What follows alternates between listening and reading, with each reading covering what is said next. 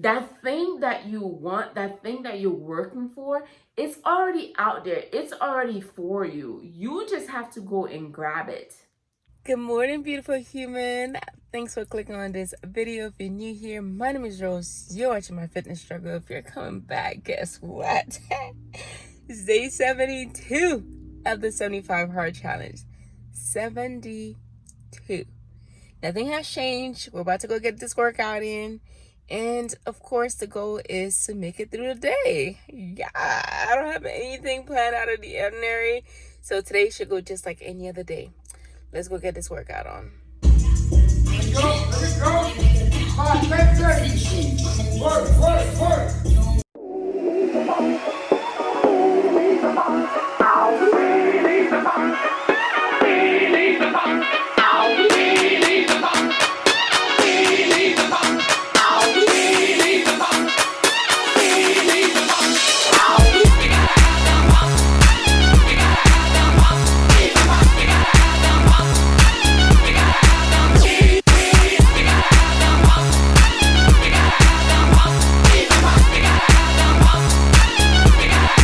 Yeah, baby.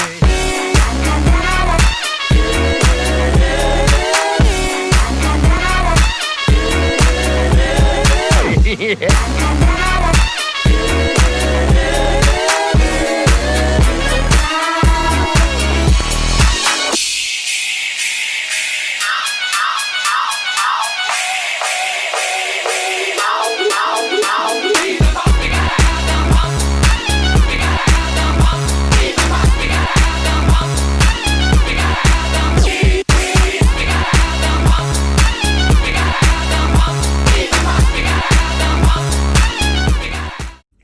Here is breakfast this morning. Got my green smoothie here, nothing new. Then here between the 2 slices of Brooklyn bread, I have some cheese, which I kind of toasted on the pan, and then 4 slices of turkey bacon, some spinach and hot sauce.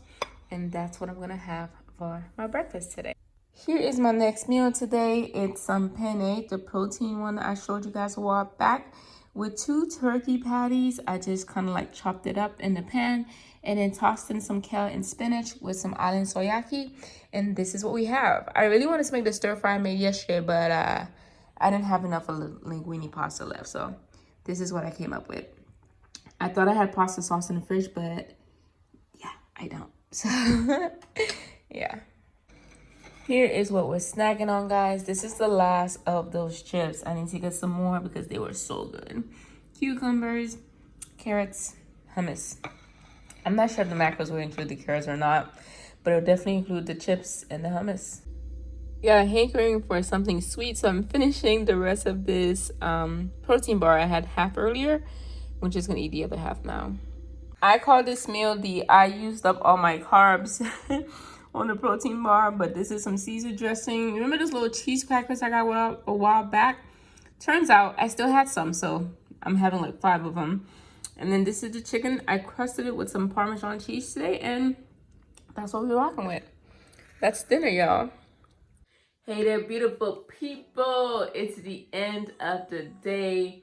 I sound more tired than I actually am. I spent nearly the whole day just sneezing my life away.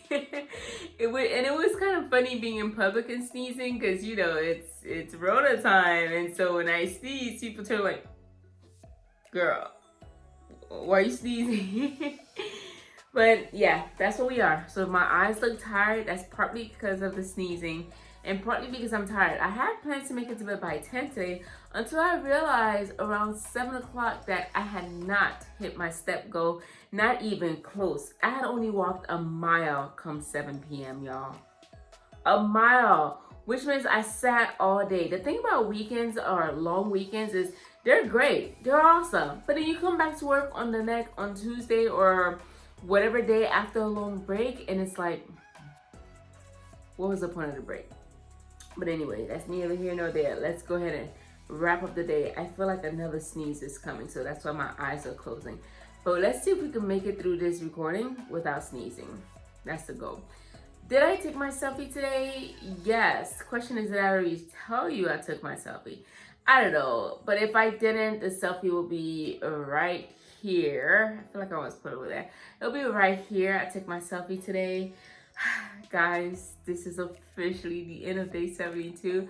When I tell you I'm so happy, I am so happy. I didn't make it to the end just yet, and anything can happen. And honestly, today with all the sneezing I was doing, I would breathe and I would hear it. I was thinking like, well, let me not put it onto the universe. I feel good, I feel great. Universe, you hear that? I feel good, I feel great. We're gonna win this thing. We gotta speak it into existence today. And then macros were met today. Y'all, what I had for dinner, oh my gosh. Whenever I'm out of a specific macro, it kind of forces me to get into this creative corner that I didn't think could happen. So yesterday I made the breaded chicken nuggets, right? And those were so good, so crunchy, so crispy. They were perfect with the honey mustard. And I kind of wanted that today too, but I didn't have any carbs. All I had was protein and fat. So I thought, I want a coating. I gotta use my fat. So I sprayed, well, first just cut up your chicken into like nugget size or bite-sized pieces. I sprayed that with a little bit of that avocado oil that I picked up.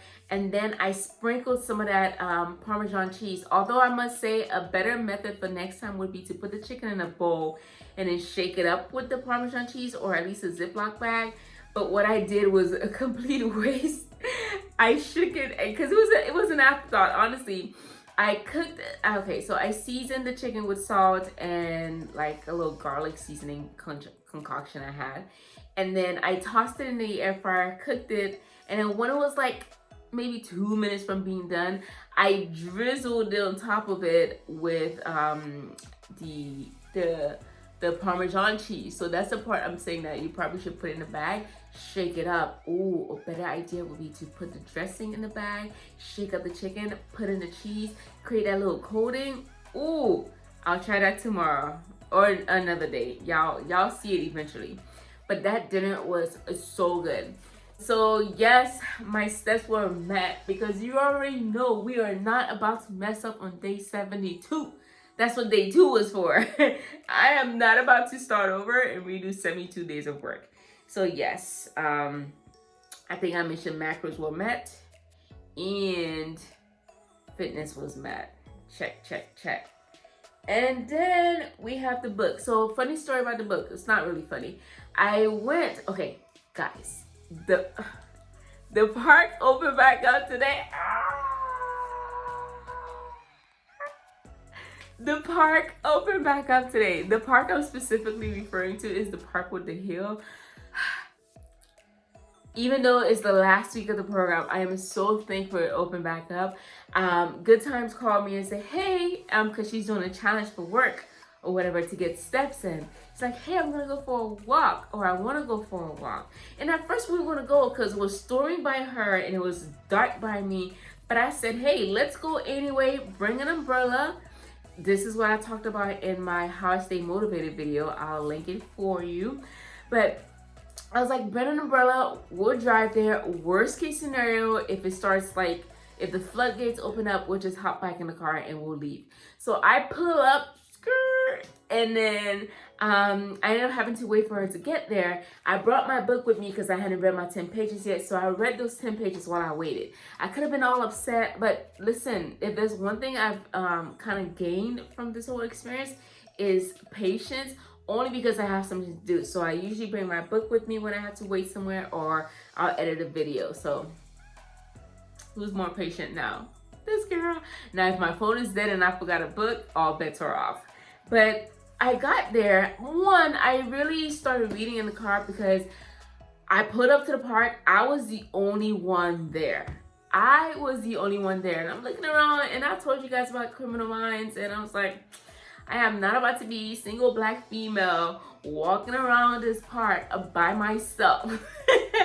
So I waited for my other single black female to get with me, and we walked together. All right, I was not about to be the only person there. It wasn't happening. So she put up, and we had an umbrella, and then we walked around the park. you better grab an umbrella because rain or shine, these goals are being met. So anywho, as I sat down and read, the topic for today's discussion was making decisions. I'm not going to touch on that only because when we read the art of not giving a flying fuchsia, that was one of the points too, what it means to make a decision. Oh no, that was in time management, the time management ninja. That book taught us that when it comes to making a decision, make the decision and stop wasting time. Flip a coin if you have to. I don't know why I'm so angry at you, but it was kind of the same idea. Stop wasting time to make decisions. Set a deadline, set a goal, and make the decision. But what I want to touch on is she also talks about money in this chapter.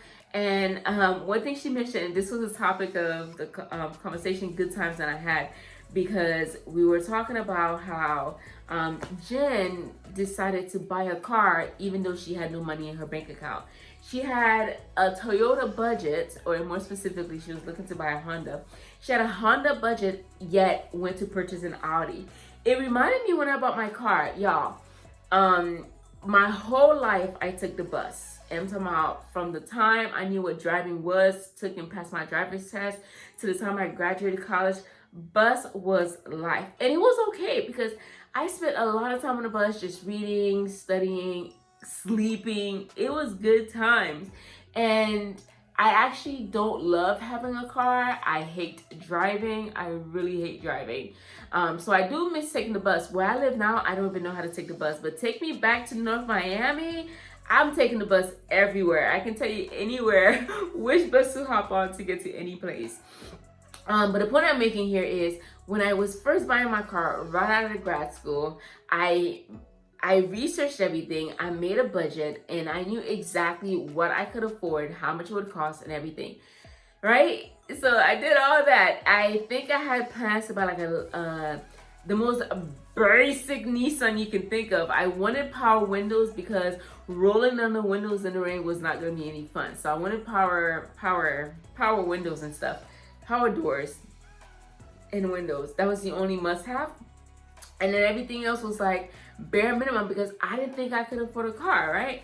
Tell me why when I pulled up to the dealership, I got a brand spanking new Nissan freaking Altima with the sunroof, the leather seat, the both speakers. I got to the dealership and the guy was like, oh my gosh, you can totally afford more. I got it at 0%, but that's not the point.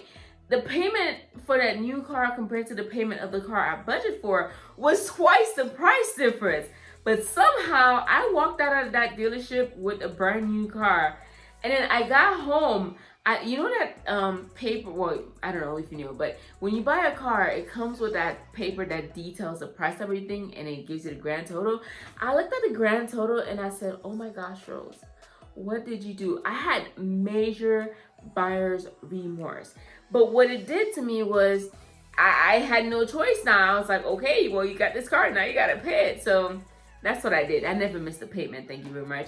But that's kind of what happened to Jen. So she had a Honda budget and went and purchased an Audi. And the point she was making in this thing here is when you have a Honda budget and you want an Audi, if you go for the Honda, you're never going to be working any harder than you already are. You're always going to be right there or below or a smidget above. However, if you buy the Audi at this budget, what you're going to find yourself doing is you're going to find yourself working hard because you have this bill that's not moving anywhere. So you're going to have to be busting your ace.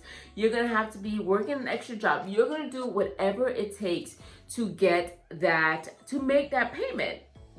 That's just kind of what it is. You don't have time to lollygag around. And she talks about how before buying the Audi, she could barely afford to pay she could barely afford anything really, and her business wasn't really on and popping like that. But she bought the Audi, and lo and behold, weeks, I think months or so later, her business took off and things were just happening for her. She was going on multiple trips.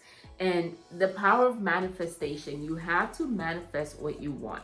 And this is the quote that I feel like we should end on. She says, when you level up your idea of what's possible and you decide to really go for it, you open yourself up to the means to accomplish it as well.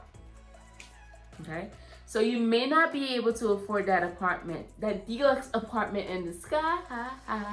However, you can at least inquire about it. You can go find out how much it costs. You can go crunch some numbers. Heck, if you're feeling fancy, you can go sign a lease and then figure out how to pay for it later. Although that's not the best advice, financial advice. But the point is, when you set yourself up for success, you tend to meet the success. Kind of like me in this challenge. One of my biggest issues when it comes to weight loss is I can never be consistent.